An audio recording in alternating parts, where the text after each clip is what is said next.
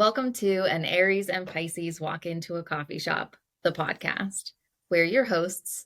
I'm Bridget, she, her. And I'm Tiffany, she, her.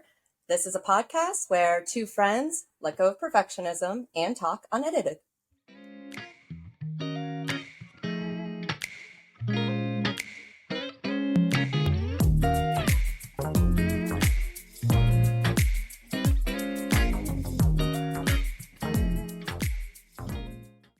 Hello. Hi. Hi, it's a pleasure to see you today. I feel like you're up so high on the screen and I'm down really low, and it just makes me feel like I was like, wait, should I try to get up higher like you? I know my brain knows we're not in the same space, in physical space together, but something about my brain is being like, we're not like if you're I'm imagining like you're on the couch next to me, and I'm like, why are you sitting on like the back of the couch where the cat sits? Well, in case you didn't know, am cat. I think that I just give you a cat compliment in a previous conversation. What if I moved myself down there? So there we go. Yeah, I couldn't offer to move you because, as you're well aware, this is my favorite corner to sit in right now, but it's not good for laptop. So I have you very carefully placed and balanced. So this is just what it's at. Well, you're sitting atop two yoga blocks and the quadrivium. Do you know the quadrivium? Is this book that my dad gave me like a million years ago? The four classical liberal arts of number, geometry, music, and cosmology. Wow. Yeah, and I held on to it for so long. Yeah. And never like looked at it. I would just like have it, and then I decided to start reading it. And I haven't read it in quite a long time, but I think because I forgot about it, because it is now part of the stand that holds my laptop at the appropriate height. But I feel like I want to read it, so now I'm conflicted. I just put it back. Do I put it back, or do I put it somewhere else?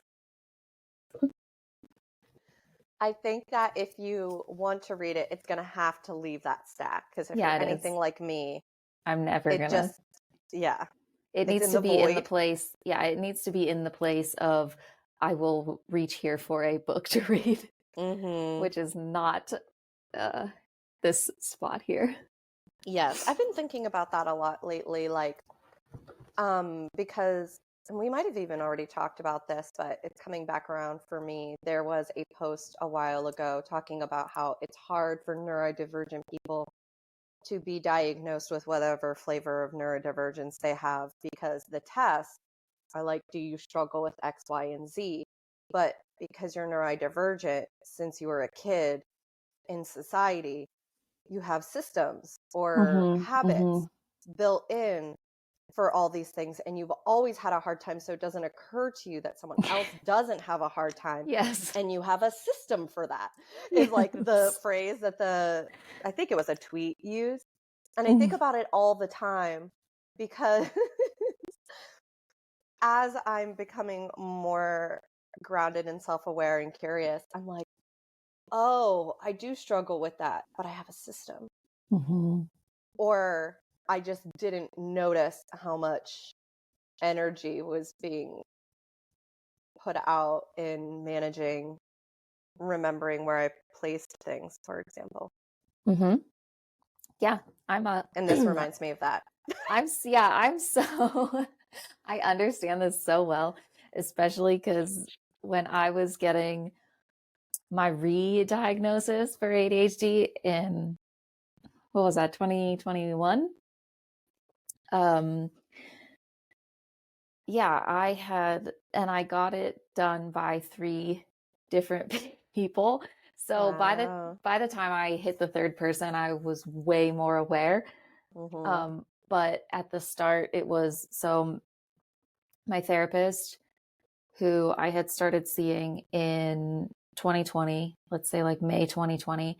And then there was she's not a psychiatrist, but a practicing, like, maybe nurse practitioner, maybe, Mm.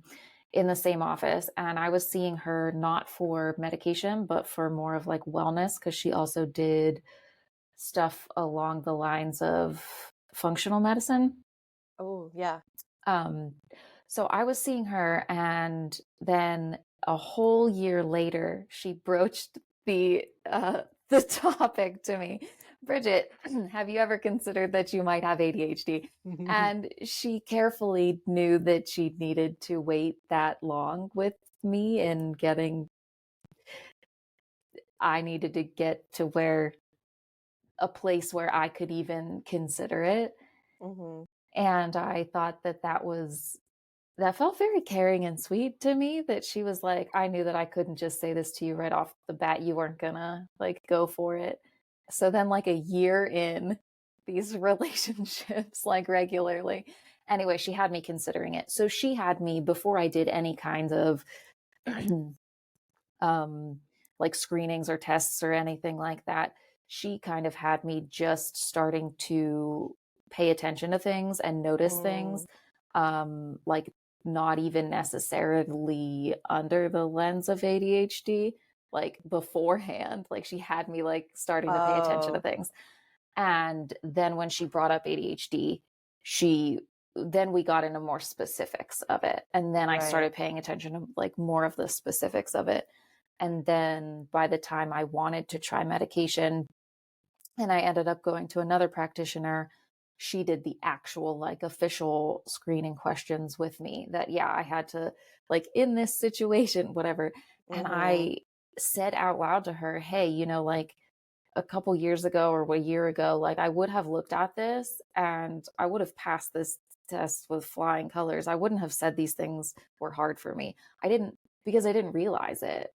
Like Mm-hmm. I wasn't aware of how much energy I expend just trying to sit in a seat still, like Right. for a meeting or for something like that, or yeah, all of the systems that I have put Mm-hmm. in place so that I am able to do the things. And yes, so that was a wild ride at the beginning of my acceptance with ADHD, of everything that I started noticing and Yeah. continue noticing over time. So yeah, that's definitely I don't know where I was going with that, but I was just agreeing with you in a very long-winded kind of a way. Yes, thank you. I appreciate you sharing that story. And it's really highlighting this, I don't know if disparity is the right word. Um, the variance in of experience in mental health field, because I've talked to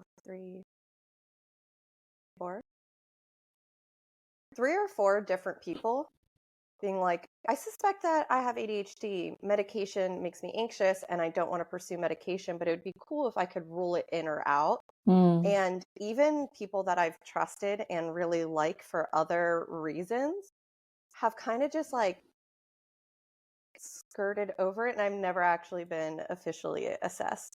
Mm. Like one of them just like took it at face value and was just like,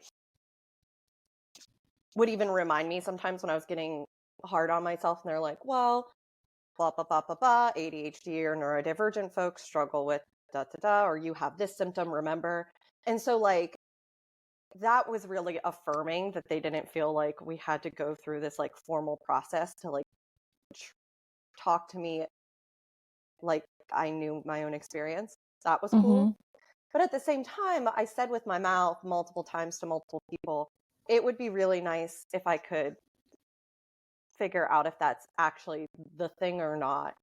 Yeah. And then there's this weird liminal space that I end up in because I have a hard time advocating for myself, where I'm just like, Oh, so you're not gonna take that seriously or like follow up? Okay, I guess. Uh, And I just had another experience with that because I saw a new provider, um, and we were going over all of my history and all of my symptoms and like my family history, and it was a lot. I'm still kind of in a funk, like days later, where I'm just like, that, did this just happen? yeah, Oh my earlier God, I this just week. had a microphone idea. Oh, Oh my God, excuse me. I keep having to clear my throat. it's okay. You know the little, there's like a little clip, like the little clip on the opposite side from the microphone, like up a bit higher. Do you have like a little, like a, it's like a No, little hook? no, I don't have a hook. No? I have a little adjuster. That's the thing. Yeah, that's what I was like. Maybe if you move that up and then Does it'll that bring help? the mic up. I'm not sure. But but anyway, that was But we could try it. so anyway. Did you just see this new person? Yeah, so earlier this week, I'd like, Congratulations. thank you. Good job. Yeah, thank you. It was a saga. Because I got a referral, and the person they referred me to, I looked up the reviews and I was like, no, thank you. I already am kind of resistant to seeing anybody else. And Uh-huh. I don't like these reviews. They're Oh. very like, this person was great and has helped me so much. This person was cold and calculating and didn't care about me. And I'm just like, I don't know. This is a big up and down. And there was more negative than positive. And I was already feeling Yeah. squirrely. And Yeah. so that did give me the motivation, momentum to seek out somebody else. But then I was just kind of like, I just felt kind of meh. Mm. And I'm trying to give it a little bit more time because I don't know if it was just, it is really hard to go over all the Yes. things from your whole life, Yeah. especially with like, a trauma background with a brand new person. Right. And on the flip side, they took my complex PTSD stuff very seriously, like didn't question it, asked me some follow-up like assessment questions. Mm-hmm. And then were like, yep, this makes sense. And like they did put that in the notes, which I know can be hard for some people to be Mm-hmm. taken seriously because it's just not as widely Mm-hmm. recognized still. But I read like her summary of our visit, and nowhere in there did she mention the ADHD thing that I brought up multiple times in multiple parts of our session. And we talked for an hour. Interesting. And I'm just like, huh, Was okay. was she focused on like other diagnoses, or like did she tell you like, okay, these are what I would diagnose you with? No, she didn't say what she would diagnose me with, but in her notes, she talked about my anxiety, depression, and PTSD, which are all things that I brought up because I Mm-hmm. know. Mm-hmm. And she mostly, I think, I think she mostly focused on the depression bit. And I think that was what was a little disheartening to me because depression for me is a symptom of my other things. Yeah. Like I don't get depressed out of nowhere. Yeah. It's when I get burned out. Yeah. And I guess what I was afraid would happen happened, where she focused on the depression and then started talking about all the meds I could try and see what works. And I'm just like, this is the opposite of what I said I wanted to do. And also the depression isn't the main thing that Right. I'm struggling with, because I am struggling with it, but I know it's a symptom of the other things. Right. So I know, yes. What kind of a practitioner was this for? Psychiatry.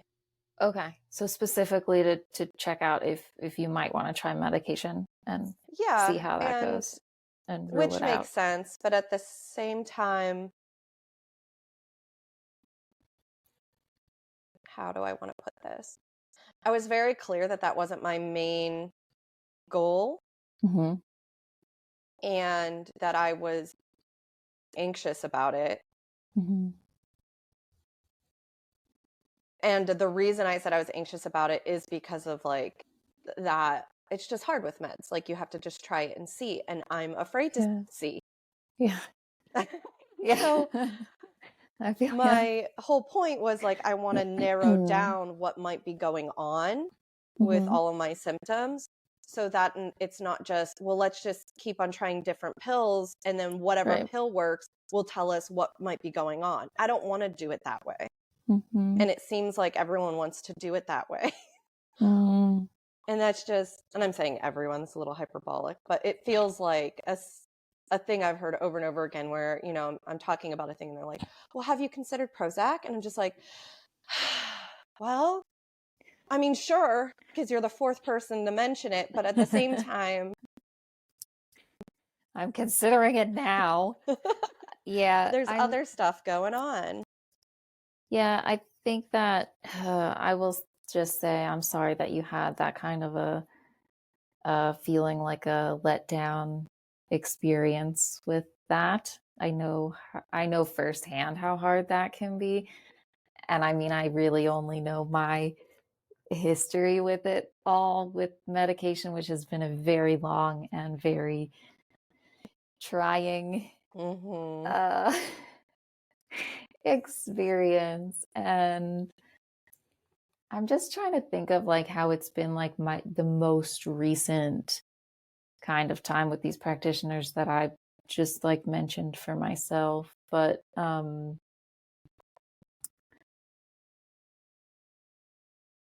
yeah, like I'm even thinking about just like with my therapist, how within this relationship, um, and even with the one that I was seeing for the more like wellness functional medicine stuff, Mm-hmm. how the majority of the clients that she sees are just there for the medication. I was pretty much one of the only ones that was walking in there and being like, listen, here's my history with medication. I don't want to do it. These are my reasonings. These are my other reasonings. These are what's holding me back. These are my anxieties. Yeah. And and it was nice that like she didn't try to push that on me. And then by the time that I got to the point where I was like, okay, I'm ready to try something again, Mm-hmm. it felt like a container with which she still knew and understood all of my reservations. And we could talk about that as I started like exploring it and thinking about it. And that was nice to be able to have. And even like with my therapist, with like the diagnosis or anything, this is the first relationship in that sort of a sphere. Like I've had a ton of different therapists and counselors Mm-hmm. in the past, but this was the very first time that I've ever had somebody like that, like sit across from me and say like, okay, here are your diagnosis. This is exactly like, this is what I have in your chart. And this is what this means. This is what this diagnosis, this is what this means. And if I ever, because I had questions about other diagnosis that like, oh, maybe I think it's this. And she would open up the fucking, what's it called? DSM, Mm-hmm. whatever number it is. And she'd read it to me and we would go over it. And then we would like talk about it. And it was really nice to feel like I could just be like, hey, what is this? And then like how it's showing up in my life. And oh, Mm-hmm. actually, maybe. And then she would tell me that's like she sees it as that's like part of my anxiety or part of the ADHD, or like I very much resonate with you saying that the depression is a like it's secondhand to the other things. And that is Mm-hmm. not how I went through treatment for the first whatever majority of the years that I went through treatment. Like they were just Mm-hmm. trying to like throw stuff on depression, and that wasn't it. So I don't know where I'm going with all of that, but I hope that that could be a thing that you could find within someone. Yeah, I think that's what I was hoping to have a little bit of. Like it would be more of a like a transparent dialogue. And like I said, part of me after I read the notes felt really validated where I was just like, oh, this is nice to have someone just take what I'm saying at face value. Like, yeah, we went over questions and talked about it, but they were like, I felt like I was being taken really seriously. Like I knew who and what I was experiencing, which I Mhm. have not always had in the Yeah. past. But I think my Virgo moon really wanted what you're talking about. It was just very like da da da da da. I think I wanted like a list, and I wanted that back and forth, and like a mm, I think I wanted to approach it more as like a puzzle, because it is. And yes, raise hand. You're so cute. I d- Listen, it takes everything in me to not blurt things out, and the amount with which I have practice. Gold star. Oh my God. Um, what if, Uh-huh. what if I present this to you Mm-hmm. that it was the first visit and you had to get all the big stuff out of the way and you felt very validated, which is like, that's like number one at this point in our lives. We know what we need and what we're not going to stand for anymore. And so Mm-hmm. like check the box. Okay, good. We've got that. But what if it does maybe take a few visits, takes some time, some more conversations, some more like exploration, and some more of you saying, I know you want to focus on this, but this is how I feel about my depression. And that's not the route that I want to go. I think it would be more beneficial to try something else.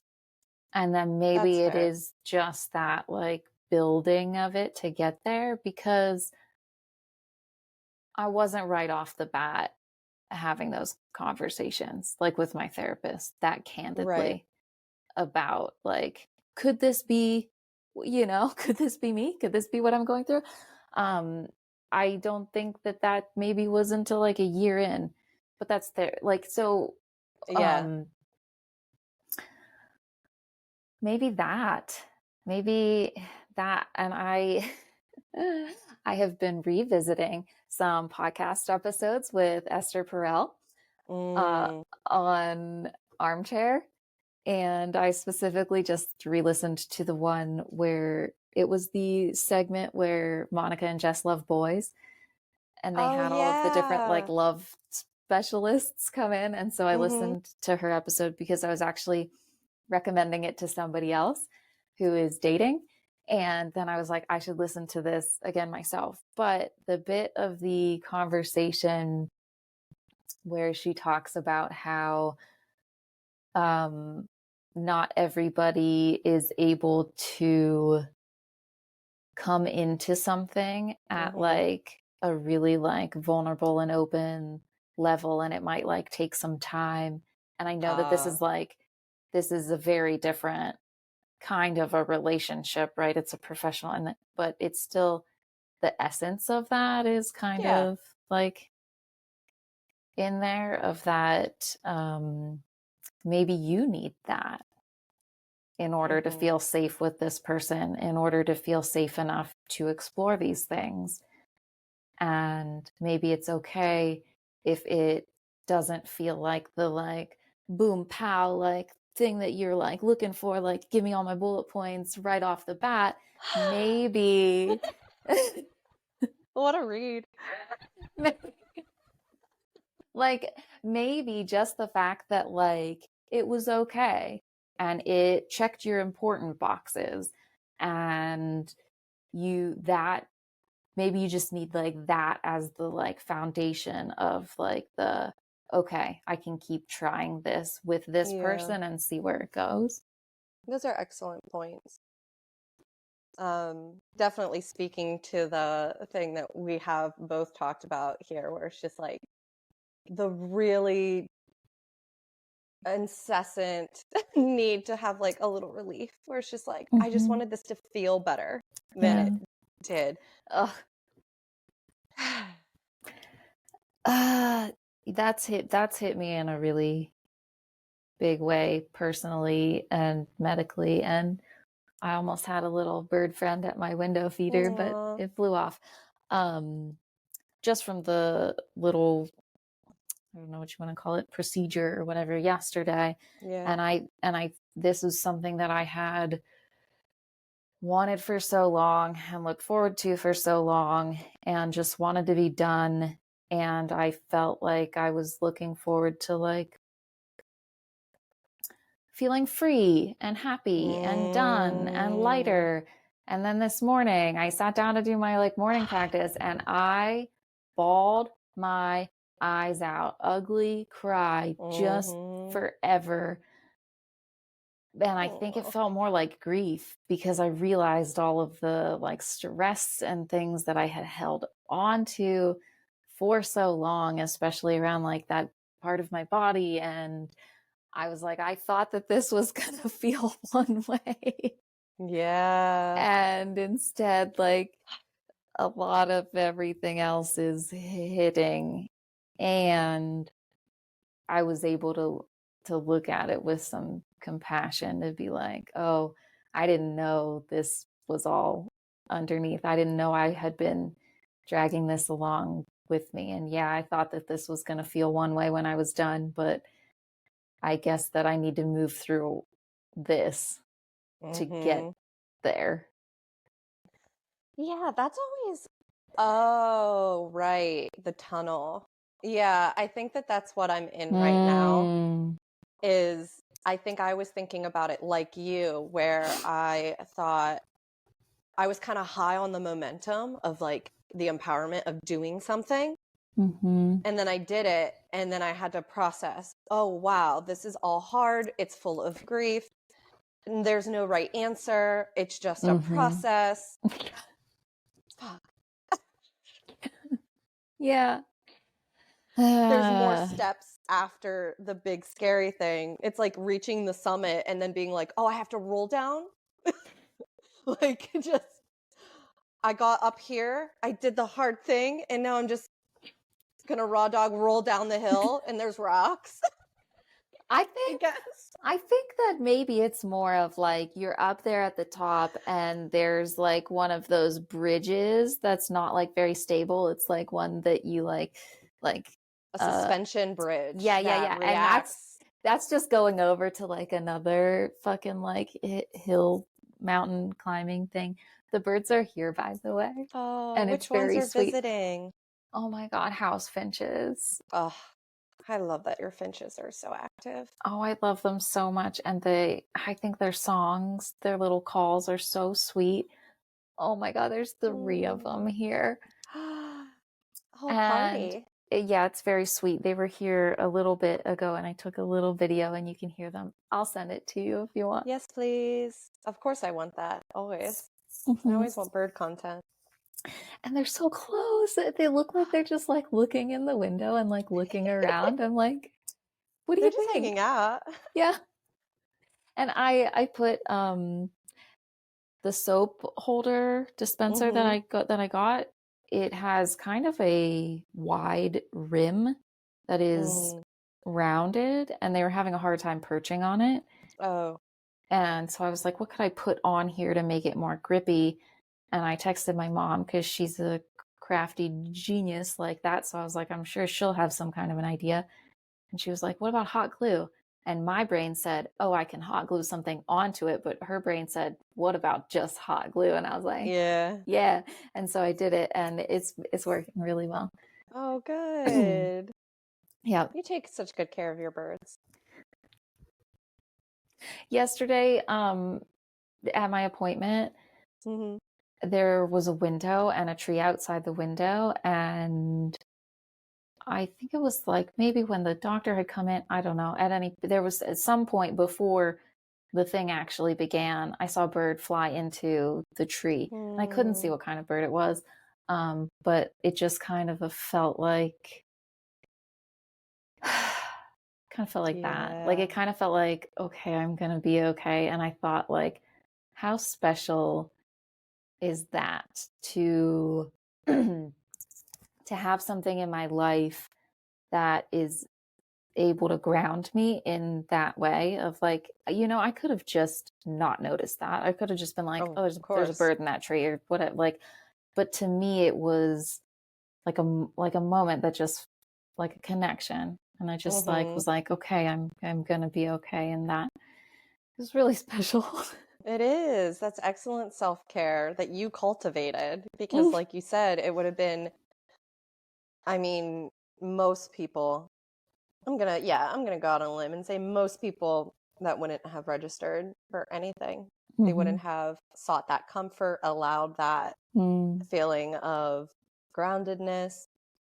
That was like real time sinking into your meditation presence practice in, I won't say crisis mode, I was pretty but much I told her how like nervous and anxious I was and of why. course.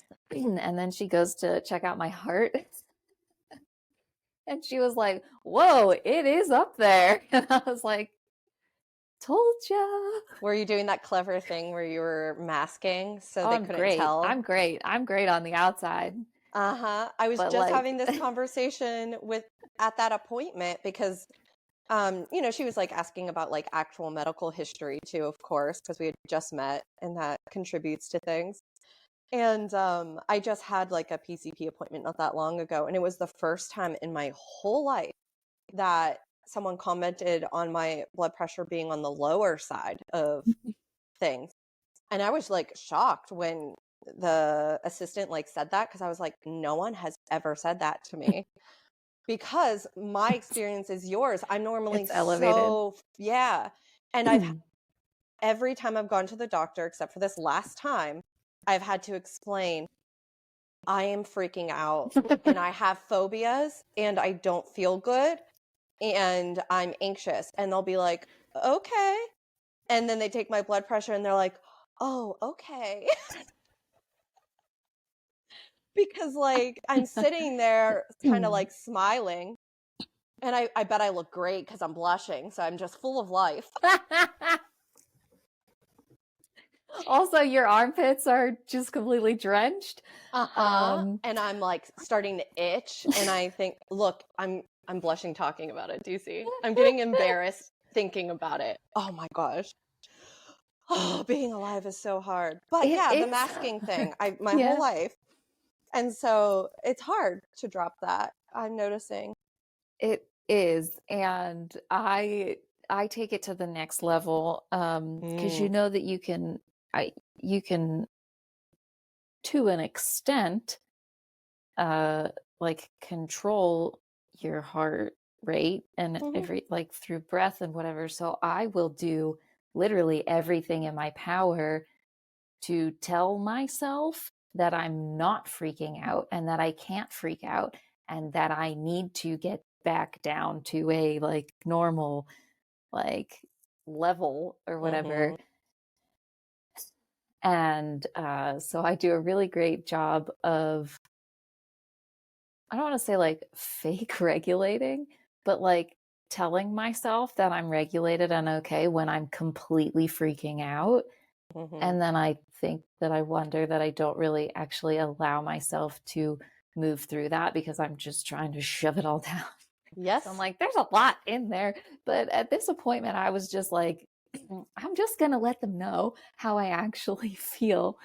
And yeah, and I thought that I was going to cry and that I was going to pass out. I got lightheaded multiple times, but I didn't pass out. I also think that I'm going to like poop myself and I have no idea if I actually am or not. Do I actually need to do that or not? Am I actually going to throw up or not? I don't know. Am I going to cry? I don't know. It feels like all of Hmm. those things.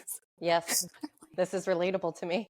Oh my God. Okay. Can we spend the next part of this conversation just like regulating and talking about like pleasant things?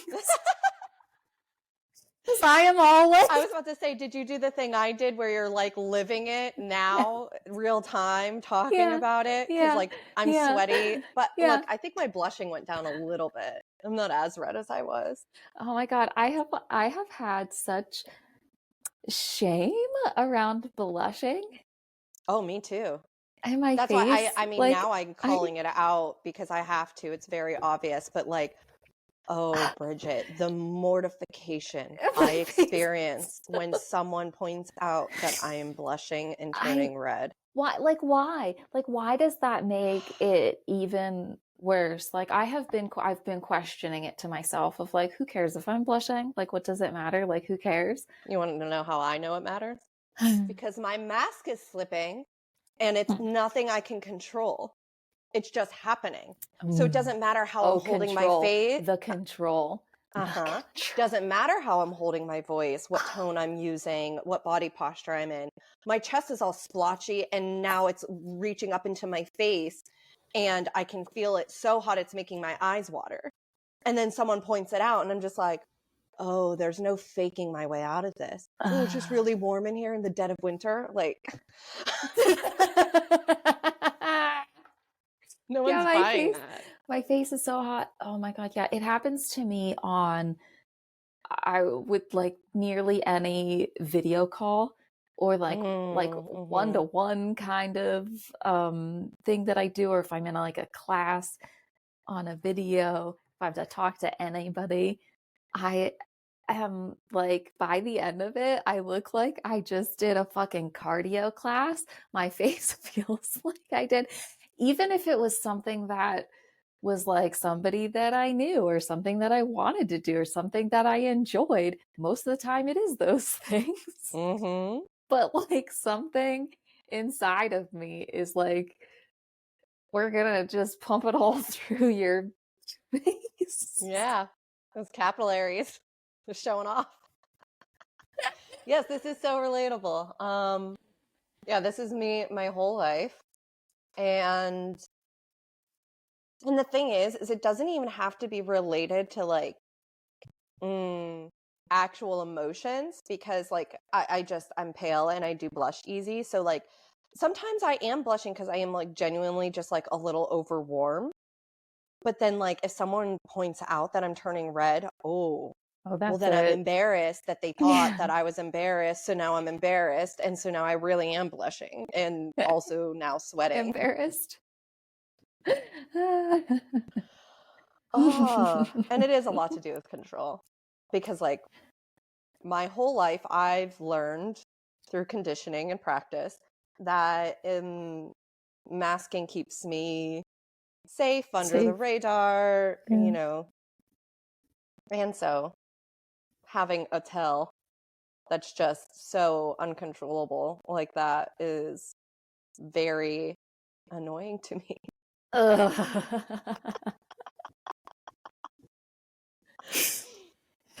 Wow. Yeah. I'm gonna I'm gonna practice. I think I've already been kind of practicing it, but just noticing when my face feels hot and that I am feeling like embarrassed or whatever it is, but then just being like, what if it didn't matter?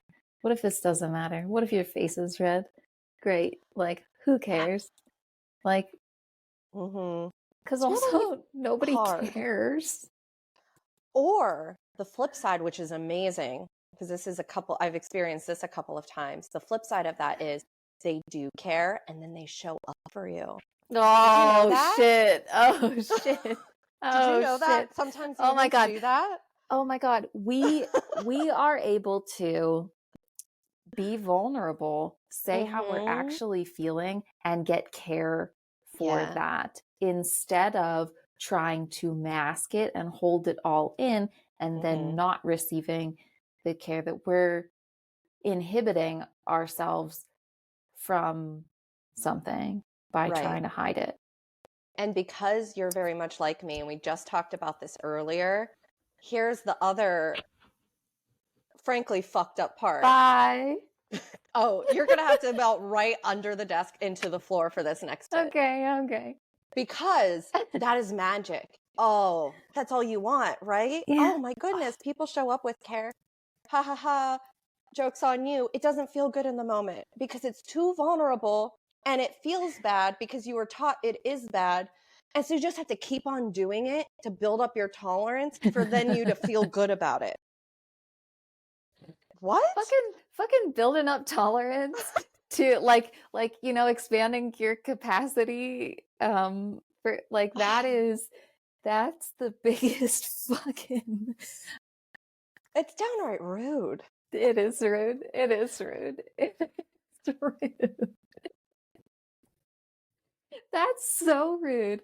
It makes me think of the conversation with what podcast were we talking about? I think a moonbeaming podcast about the boundaries, energetic boundaries. Oh, yes. The Yeah, energetic boundary right, and moonbeaming.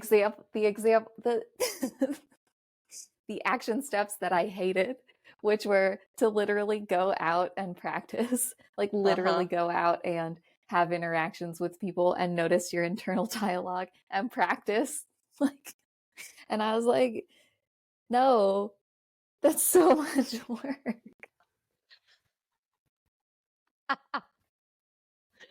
Yeah. Yeah. But it does get, yeah, and it gets easier and easier as you go along and as you do these practices. But yeah, having to do the practices.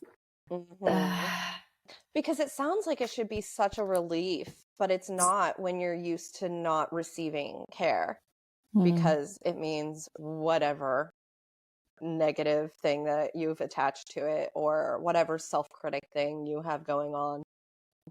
Because I think it manifests in a bunch of different ways. And right now for me, I think it's pressing on that learned response of if I the fallacy of thinking if I pretend I'm okay, then I am somehow.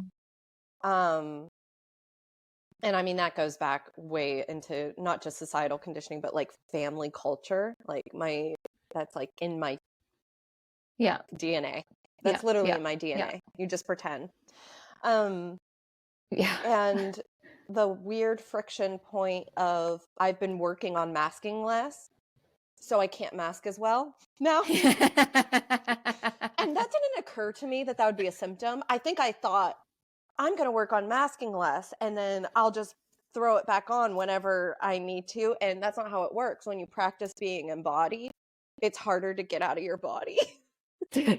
And so there's times where I've been practicing showing up when I'm not feeling my absolute best, thus unable to mask as well because I'm too embodied and in what I'm going through. And then I'm showing up how I'm showing up, and then people are noticing that because they have eyes and checking in on me, and then I get so mortified where I'm just like, oh no, I was just dissociating so hard, unaware and uncontrolled in front of this person that I don't know that well, and now they notice, and now I have to what? Lie, try to mask harder, or just be honest and present and being like, oh, I'm back now. Sort of. Yeah. The wild thing that I am taking from this as well is that maybe also quite possibly, I would say, I didn't even know that I could get the care from other people. Like I didn't even know that was a possibility, right? That if I didn't mask, if I showed up how I was, if I said how I'm actually feeling in this situation, it never occurred to me that then somebody else would show up for me in a positive way. This is also a very recent realization. I think I'm just realizing it now when you said it. I will tell you, personal experience, I've been practicing with people that I have vetted and decided that they're pretty A-okay. And Yeah, Bridget, people actually show up, care for you. They tell you the things you need to hear. They offer you things that like Th- are comforting. They This, let you be. They don't press. Like they don't yeah. like make you explain yourself. They're just checking in. Like it's wild what being in relationship with other humans is when you In allow it. healthy relationship. Exactly. Healthy relationship.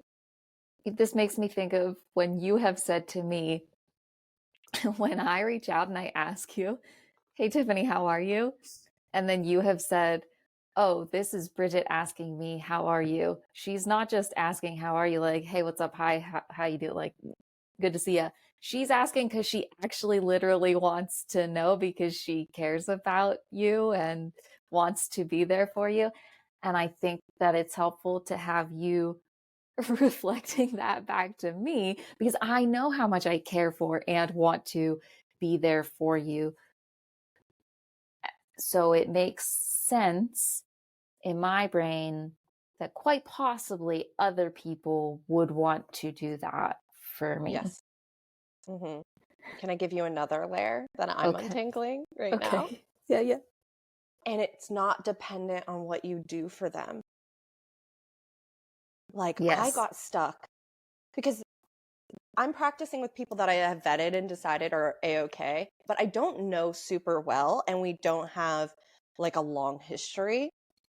And so there's this feeling I have of, well, they don't know me that well and I haven't like done a whole lot for them.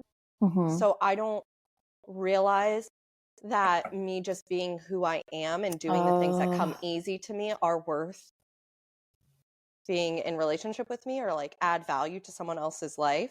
Mm-hmm. So then they show up for me and I'm like startled where I'm like, wait, what do you mean? I haven't earned it yet. What do you, huh? Why are you? You mean we don't have to earn this? Yeah. You mean that just us being ourselves is enough in this world? Mm-hmm. Yeah. I have been also thinking about that in like a really big way. So I think it's great that you brought that up because I think Uh-huh. that's a big thing that I'm learning right now, that I'm enough. And I was trying to I was trying to explain it to myself out loud to, I think, I don't know if like solidify it or like really understand it. I This was makes a trying lot to of like sense to me. get it into words to Mm-hmm. like, could I explain this out loud to somebody? So I was trying to explain it to myself and I was like, words just don't in this context of the concept that we are enough just as we are. And I know that this is a thing that, how long have I been hearing this in Yeah. the whole, like the self-help, the wellness, the Mm-hmm. so many years and so many different formats and ways and, workshops and Yes. blog posts and Instagrams. And, but it feels different when you can actually feel it. Like Right. because that to me was not something that I could feel for the majority of my life, however many years this has. How am I? How am I? 35. How am I? Right. That is how time works. Mm-hmm. That's how I am. um, but just that I didn't understand that concept. So even when somebody's like, here's your affirmation, say that I am enough. I'm like, I don't know what that means because to Yeah. me that's like you're saying like that I like or like that I am okay. Mm-hmm. That to me is like it's like, oh, like how you doing today? Oh, I'm good, I'm bad, I'm okay. But that's not what this means, Right. that you're like enough and okay like just as you are. That is like a whole being of like a whole way of existing that Mm-hmm. I could not understand Mm-hmm. until it hit me in an EMDR, of course. Yeah, your body Um, sometimes has to tell you. yeah, and I had to realize like, oh, I'm okay. Like, just like I'm an okay person. Like Mm-hmm. I'm a good person. I'm like my being, my soul, my spirit, I don't know, the essence of me Mm-hmm. is okay. So that means that like I am and can be okay in any situation. This is very much like no matter what's happening around me, no matter the external circumstances, like I can be okay. Because I did Yeah. not grow up that way. I was never Same. okay based on what was going on around me. And I Mm-hmm. was under the impression that all of that had to change in order for me to be okay. Right. Which, you know, if you're in an unsafe environment or whatever, like that's, you have to survive somehow. But I am not in that anymore. Right. And yeah, and then it's taken me this long to understand what that like phrase or whatever like can mean, that like, yeah, that we can just be like I don't have to fix anything for you. I don't have to solve all of your problems. I don't have to control anything. I can Mm-hmm. just be here and you can just love me. Uh-huh. Like Magic. what Right. And I think that's so hard because we came by that confusion very honestly. Like, my face is so red. that's because you just earned a lot of gold stars for being really vulnerable. There's cardio involved in that. Oh my god. I'm drenched. Like, this needs to be washed after this. Yeah, I'm I had to so take wet. my slippers off, my because my feet were so sweaty. Oh, of course. Yeah, I think that we all came by it very honestly. Like, I think that conditioning of grasping outwards and pulling inwards has been taught to everyone. And so, one, it's so easy for us to fall into that trap. And two, it's so easy for us to get that reinforced by other people, because even people that mean well, it just takes the slightest wibble wobble for them to start grasping at you and being like, well, I need you to XYZ, whatever, to make me feel better. And like that balance of, how do I want to articulate? I've been trying to articulate this because it's like one of those weird concepts where it's like the two sides of one coin, where it's like the exact same coin, and there's like this really fine edge between caring for people and then like being used by people. So like the giving out of just giving, and then the trying to give to earn. And like the discernment in that is so slippery to me as a people pleasing, recovering, how does Victoria Albina put it, emotional outsourcer. That's how she phrases Wow. codependency. Yeah. Um, I'm there with you. and I'll I'm really good explore at this one with gaslighting you. myself. Like, because that not enoughness makes it so, yeah, I overextend or I take on too much to like, oh, that's my job to fix.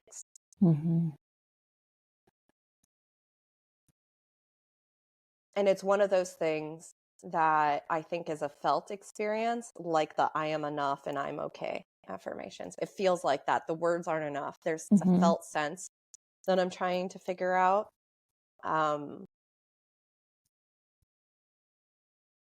With my nervous system and my body.